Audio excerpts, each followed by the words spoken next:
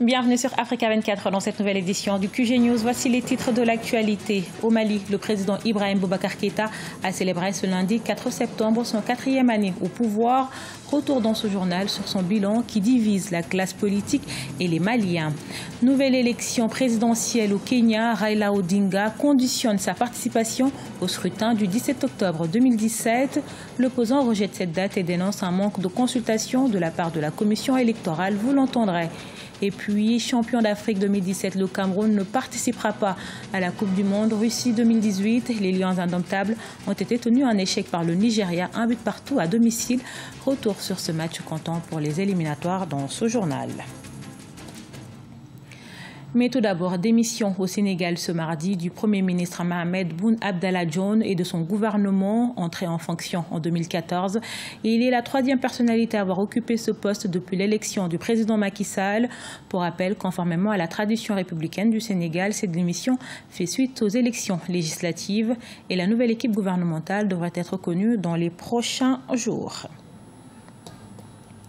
4 septembre 2013, 4 septembre 2017, il y a 4 ans, le président Ibrahim Boubacar Keïta a accédé au pouvoir au Mali. Alors que l'opposition dresse un bilan négatif de son action à la tête du pays, la majorité, elle, évoque des progrès. Corinne Comdem. Le président malien Ibrahim Boubacar Keïta célébrait ce lundi 4 septembre le 4e anniversaire de son accession à la magistrature suprême et les avis sont pour le moins partagés. Si la majorité maintient que des progrès significatifs ont été enregistrés ces 4 dernières années, elle reconnaît néanmoins avoir eu à traverser quelques épisodes difficiles, mais qui malgré tout n'amputent pas à son bilan qu'elle juge jusqu'ici positif. Le bilan, je trouve positif. Il y a eu certaines activités, notamment la signature de l'accord pour la paix, pour pouvoir aboutir à un accord. Ça, c'est la première chose. La deuxième chose est qu'il y a eu toujours le dialogue national. Pour toute chose, le président a primé vraiment l'écoute citoyenne. Pour preuve, il vient de surseoir à la révision constitutionnelle, qui est l'une de ses prérogatives. Je pense qu'il a fourni un effort pour mettre les travailleurs dans les meilleures conditions de travail. Sur le plan salaire, il y a eu une augmentation de tous les salaires. Donc, en plus de ça, il a diminué le taux de l'ITS à 8%. Ça, c'est vraiment salutaire aussi. Je pense bien aussi qu'à travers les réalisations, vous avez vu partout, il est très mobile. Il a lancé beaucoup de routes. Il y a des routes qu'on ne pouvait pas imaginer, notamment la route Kolangeba, ceux de Kalana, et vous avez vu l'autoroute au niveau de Ségou. Donc, ce sont ces quelques points vraiment que moi j'ai retenus de lui qui ont attiré mon attention. L'opposition, en revanche, dénonce l'insécurité grandissante, la mauvaise gouvernance caractérisée selon elle par des scandales de corruption. Par ailleurs, la tentative de révision de la Constitution initiée par le chef de l'État, mais qu'il a par la suite été contraint d'abandonner, n'a pas contribué à améliorer son image aux yeux des partisans de l'opposition. Les Maliens, aujourd'hui, vous direz que ces 4 années pendant lesquelles le Mali n'a été nulle part. Au contraire, la situation s'est aggravée. Les 4 années du DK au pouvoir ont été 4 années terriblement décevantes pour le pays. La situation de la sécurité s'est considérablement dégradée. Après la signature de l'accord pour la paix et la réconciliation, il n'y a ni paix ni réconciliation au Mali. Au contraire, la situation au centre du pays s'est totalement embrasée. On n'a pas l'impression que le président DK et son gouvernement ont une solution. La situation de la corruption s'est aggravée. Donc c'est impossible. Ce qui n'a pas été réalisé en 4 ans, croyez-vous que le président peut changer les choses positivement dans les 11 mois? Il nous sépare de la prochaine élection présidentielle. Je crois que ce qui lui reste à faire, surtout après la défaite politique qu'il a enregistrée au sujet de la révision constitutionnelle, tout ce qui lui reste à faire, c'est créer les conditions de très bonne préparation des élections générales de 2018, afin que les Maliens puissent procéder au remaniement présidentiel.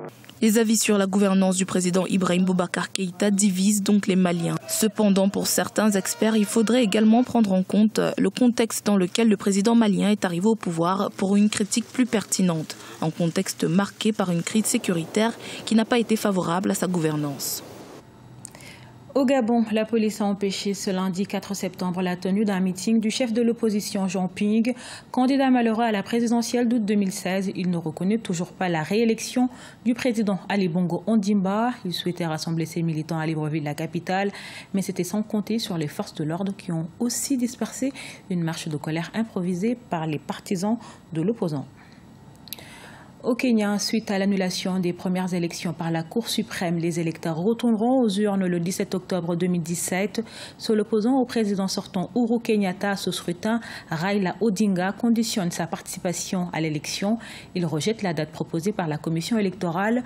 L'opposant dénonce un manque de consultation de la part de l'UEBC et pose ses conditions. Je vous propose de l'écouter.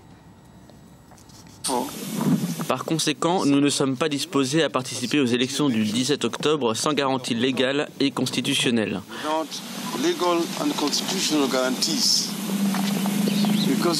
Parce que vous ne pouvez pas faire une erreur deux fois et espérer un résultat différent. Nous savons ce qui s'est passé lors de ces dernières élections. Nous savons ce que la commission électorale a fait. Et nous savons que si c'était à refaire, les résultats ne seraient pas différents.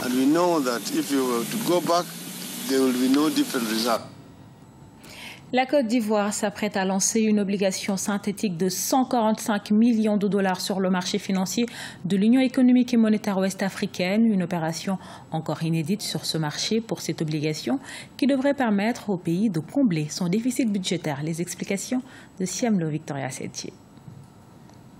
De l'inédit sur le marché des titres de l'UEMOA, Union économique et monétaire ouest-africaine. La Côte d'Ivoire va lancer via son trésor public la première obligation synthétique le 12 septembre 2017, une émission de montant de 80 milliards de francs CFA destinée à financer le budget 2017 du pays. Rappelons que ce budget, évalué initialement à 6 501,4 milliards de francs CFA, est passé à 6 447,6 milliards de francs CFA. Le Trésor devant apporter 137,3 milliards de francs CFA de ce financement budgétaire. Aujourd'hui, en tant que pays émetteur de référence, il est bon que dans notre stratégie de diversification des instruments et dans notre volonté de construire une courbe des taux, que nous explorions d'autres possibilités qui nous sont proposées, à savoir les obligations synthétiques, ce qui nous permet de lever des montants assez consistants, contrairement aux autres instruments du marché financier de l'UEMOA. Les émissions d'obligations synthétiques se constituent d'un panier de titres détachables comprenant à la fois des bons et des obligations assimilables du Trésor public émis ordinairement. Cette émission d'obligations sera lancée sur différentes maturités assorties de taux d'intérêt allant de 5,70% à 6,20%. Pour la première fois, on a eu un produit qui permet de faire appel tant aux acteurs du marché court terme que du marché long terme, ce qui répond à un véritable besoin du marché en termes d'épargne et en termes de mobilisation des ressources, tout comme en ce qui concerne la courbe des taux, et c'est un pas majeur. Selon les autorités ivoiriennes, cet emprunt s'inscrit dans le cadre de la stratégie de gestion active de la dette du pays. Il devrait permettre de réduire les besoins de financement en matière de contribution du Trésor public, surtout dans un contexte marqué par la baisse des cours du cacao. Champion d'Afrique 2017, le Cameroun ne participera pas à la Coupe du Monde Russie 2018. Les Lions indomptables ont été tenus en échec par le Nigeria, un but partout à domicile. Retour sur ce match comptant pour la 4e journée des éliminatoires du mondial avec notre correspondante Viviane Bauken. Le Cameroun ne prendra pas part à l'aventure russe en 2018. Les Lions indomptables ont été éliminés de la course à la Coupe du Monde après leur match nul, un but contre 1 face au Nigeria ce lundi 4 août 2017 à Yaoundé. Conduits par l'attaquant vedette Victor Moses, les Nigériens vont rendre la rencontre plus complexe pour les Camerounais dès la demi-heure de jeu avec l'ouverture du score. Les Lions indomptables vont revenir au score à la 75e minute grâce à un pénalty concrétisé par Vincent Aboubakar. Pour les observateurs, Hugo Broos n'a pas aligné les attaquants qu'il fallait. Je crois que le coach a voulu expérimenter quelque chose en chamboulant sa ligne d'attaque, mais la réaction espérée n'a pas été celle-là parce qu'on ne compte pas 3 frappes sérieuses dans les buts. Cela suppose qu'il y a un réel problème de casting au niveau des attaquants. Hugo Broos est visiblement déçu de la performance globale de ses joueurs. Mais pour le technicien des Lions indomptables, il était surtout question d'améliorer la qualité de jeu après la lourde défaite en match aller vendredi dernier à Uyo, 4 buts contre 0. Tu es un peu déçu aujourd'hui parce qu'on n'a pas gagné le match. Mais de l'autre côté, on voulait faire une performance tout à fait différente de celle de vendredi et on a réussi. Il y avait de nouveau une équipe sur le terrain qui s'est battue jusqu'à la 90 ou la 95e minute. Tout le monde a donné la meilleure de soi-même et c'est ça le Cameroun. Et ça, il y a longtemps déjà que j'ai encore vu ça. Pas la Coupe des Confédérations et certainement pas vendredi contre le Nigeria. Avec 10 points au compteur, soit 7 de plus que le Cameroun, les Super Eagles peuvent se qualifier dès ce mardi en cas de contre-performance de la Zambie en Algérie. Le Cameroun, qui est 3e de sa poule avec 3 points, devra donc dire adieu au Mondial Russie 2018. Ce journal a été réalisé par l'ensemble de la rédaction. Nous vous remercions pour votre fidélité. Dans un instant, une nouvelle édition de l'actualité sur Africa 24.